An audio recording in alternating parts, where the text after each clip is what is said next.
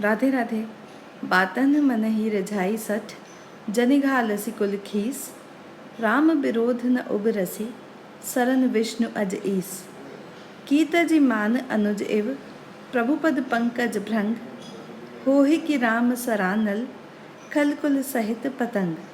श्री गोस्वामी तुलसीदास जी द्वारा रचित श्रीमद् रामचरितमानस के सुंदर कांड के दोहा क्रमांक 56 के क और ख खंड की सरल व्याख्या करते हुए भगवान मैथिली शरण जी कहते हैं कि लंका के दो दूत शुक और सारन, जिनको रावण के ही द्वारा विभीषण की खबर लेने के लिए भेजा गया था, जो कि छद्म रूप धारण करके श्री राम की सेना में वानर वेश में कई दिन रहे थे, एवं तत्पश्चात उनके पकड़े जाने पर इन दोनों को श्री लक्ष्मण जी ने क्षमादान देकर उपर्युक्त दो दोहे स्वयं लक्ष्मण जी ने रावण के नाम एक पत्र में लिखकर इनको दे दिया था और कहा कि लंका की भरी सभा में जाकर तुम ये पत्र रावण के किसी मंत्री द्वारा पढ़वाने को कहना।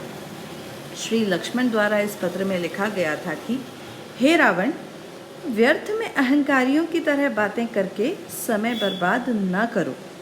श्री राम से विरोध करके ब्रह्मा, विष्णु और साक्षात शिव भी सुरक्षित नहीं है।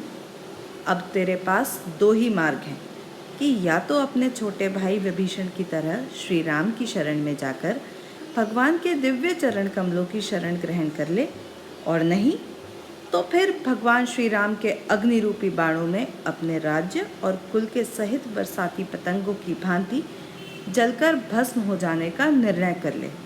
जय श्री राम।